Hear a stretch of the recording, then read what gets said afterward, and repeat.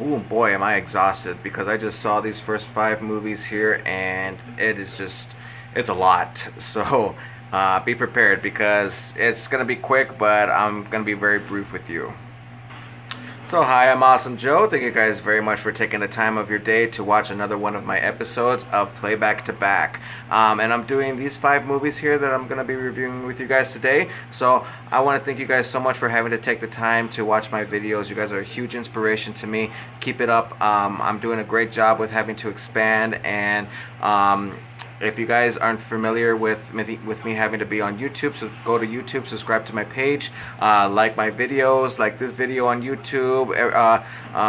I continue to keep on doing whatever I can because it's a great personal hobby of mine. I love to giving shout outs to some people out there who know me, like Miss Lisa Trevino. Hi Lisa, how are you? But anyways, let's go ahead and get started here because it's a lot of stuff going on with these movies, and I would love to talk about them with you because I love to talk about movies and more importantly with you guys. So let's get started. So first on the list is Passengers. This movie stars Chris Pratt, and Chris Pratt is a character who wakes up 90 years before their arrival onto a new planet. So they're out in the middle of space. He wakes up on his own by himself, and he's not aware of it, but until he does, he freaks out, he panics, he has no way of getting himself being put back into cryogenic sleep. So he's put in a situation where he knows that he's going to die alone. So he spends a little over a year by himself, but he's not very much alone. He does have an android buddy, bartender type of character, played by Michael Sheen, and he's within that time frame, and he comes to a situation of wanting to kill himself because he does not want to continue the rest of his life like this. But then after, when he realizes that it's not what he wants, he stumbles across another cryogenic pod who's a woman in it, played by Jennifer Lawrence. And Jennifer Lawrence, who is a brilliant actress, does a brilliant performance in this movie. And he actually wakes her up on purpose. And when she wakes up unaware of what's going on, she's told that she's been woken up accidentally, just like how Chris Pratt's character is woken up accidentally. But once when she finds out, I mean, these two grow together. They become lovers. You know, they get together. You know, they're very much what you would call your Adam and Eve in space. And so that's pretty much what it is. But then after she discovers that she was woken up on purpose rather than accidentally, and she hates Chris Pratt's character for that reason. But within that time, we have another character who's woken up, this time accidentally, played by Lawrence Fishburne, who is one of the crew members of the ship. And just to let you know that there are 5,000 other passengers within this ship, so they are in a critical situation of finding out what is it that's going on. Why are they waking up? Why is there a lot of malfunctions going on within the ship? So Lawrence Fishburne, he's in a situation of dying because of him waking up accidentally. Why isn't it happening to Chris Pratt's character? I have no idea, but Lawrence Fishburne's character dies, and he's given the permission to these other two to take care of the ship, to find out what the issue is and fix it. So that's what they do, and it's very weird that there's another character in this movie that I didn't even know that was in it, played by Andy Garcia, who's only in there for several seconds, but I guess he must have gotten cut off from the movie, because I love Andy Garcia's performance within the movie. So it's a really great film. I give it a 69%, but Rotten Tomatoes gave it a 30%. I mean, I don't know why. It's a really great movie. Played by really great actors and actresses. So 69% for Passengers. What did you guys think? Comment in the section down below, and we'll have an awesome conversation regarding towards it. So thanks guys for that. Let's go ahead and jump on to the next movie I would love to review for you guys. Up next on the list is Nerve. So Nerve stars Miss Emma Roberts, and Emma Roberts is more what you would call a side actress slash side character. in all of her movies. But this one she is the star of, and she is a character who is brought into the world of the online game Nerve. And what Nerve is a what do you call it? An online game for people who join, who you could either be a watcher or a player, and if you choose watcher, you get to watch all the other people who are all the other participants who are playing the game, who have to play these dares, and once when they accomplish the dare, they're given paid the amount is that's given to them. And I think it's a very unique movie. It's something that I love. Unique movies. I love original movies, and I don't know if this is based on a book or whatever, but from what I know of, it's a really great movie. It's what you would call a coming of age type of movie, a movie that's more for teenagers, but you know, something like Twilight or The Hunger Games or Divergent, something like that. But this one I'm very fond of. It's a really great movie. And she stumbles across Dave Franco, and he's going through the same situation as well. They both experience this together within one night frame. And it's really great. There's a lot of challenges in this movie that are very impossible to do, but yet it's still taken care of within the movie. It's dangerous, but the anticipation is building up on you and to watch this movie. But otherwise, when it comes to Nerve on Rotten Tomatoes, they rated it at 66%.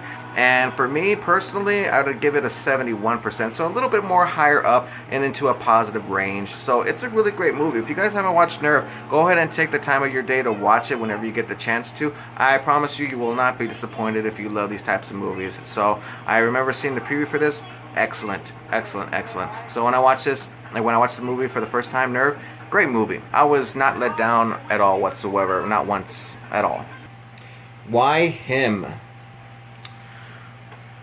All right, let's get this over with, because this is one of the ones that I was talking about having to be an extremely just exhausting movie. It's a hardcore rated R movie, and I'm alright with hardcore rated R movies, but movies like this, unnecessary ones, it's just too much. Too much. I get too exhausted by it. I mean, there's just not that no humor in it at all whatsoever. I can see that they try to, but they just try too hard, and it just doesn't gain my interest at all whatsoever. I mean, when I saw the preview, I could already tell that this wasn't going to be a good movie for me to watch.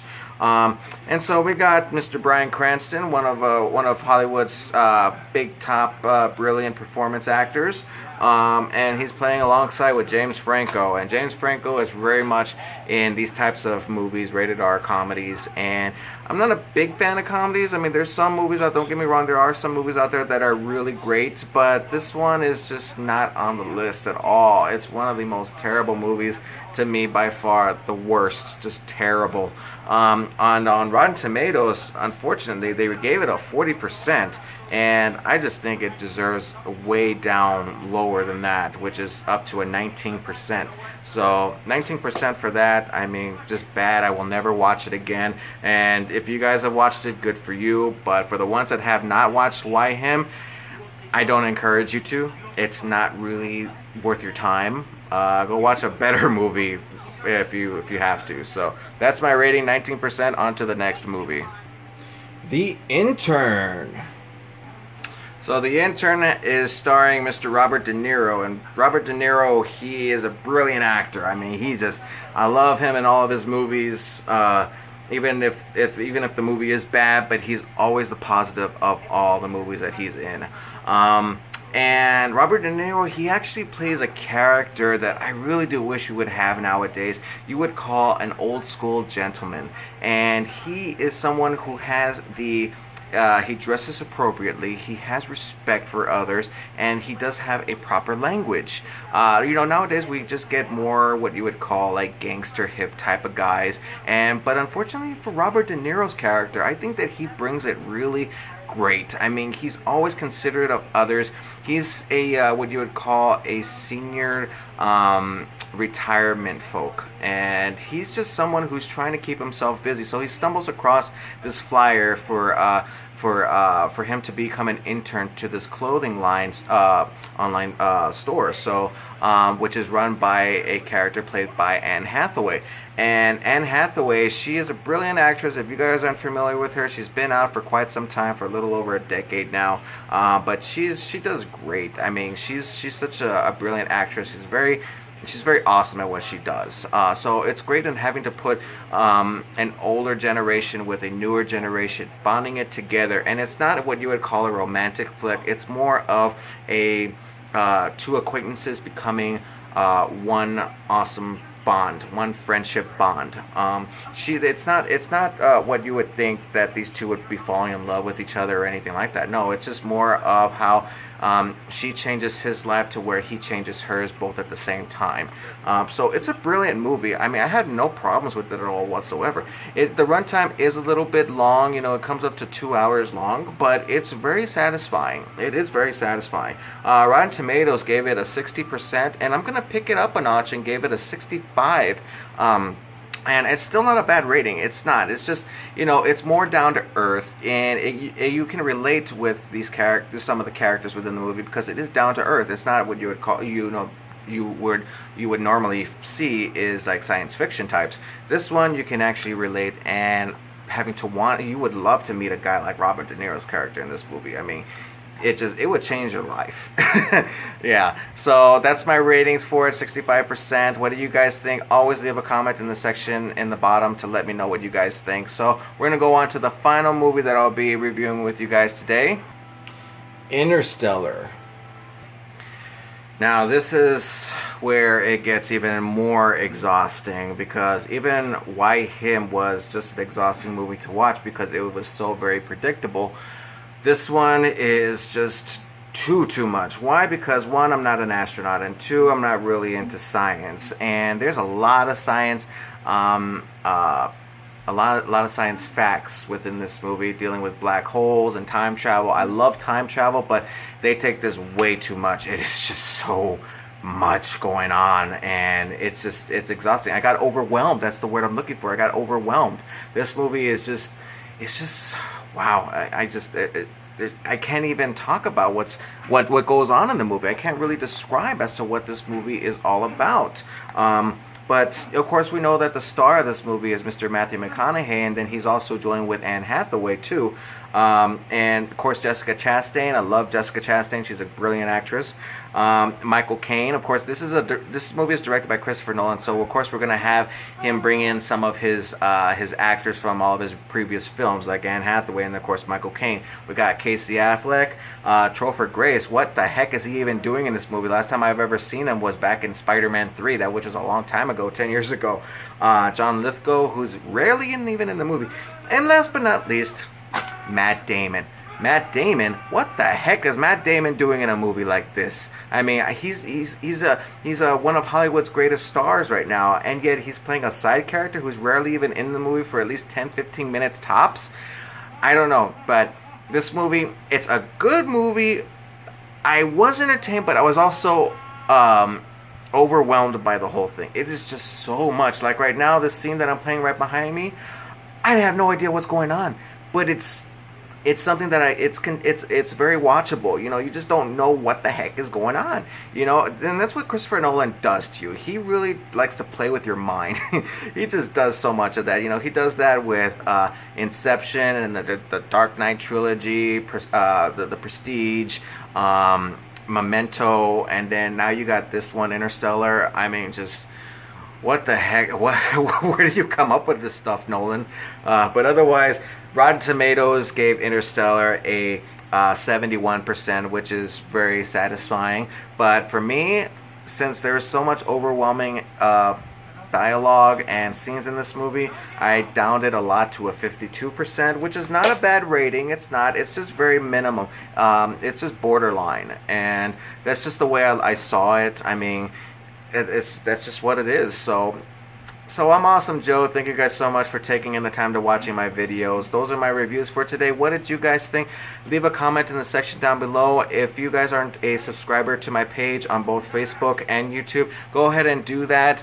Subscribe, like my pages, because it's such a huge inspiration for me to do these videos, because you guys continue to watch, you guys continue to enjoy them, and I'm growing tremendously well. I'm doing great with my videos, and I couldn't do any of it without the time that you guys take to watching my videos. So thank you guys so much, for all of you guys, for doing that. So I'm Awesome Joe, and as always, stay awesome. Thanks, guys. I'll see you guys in the next video.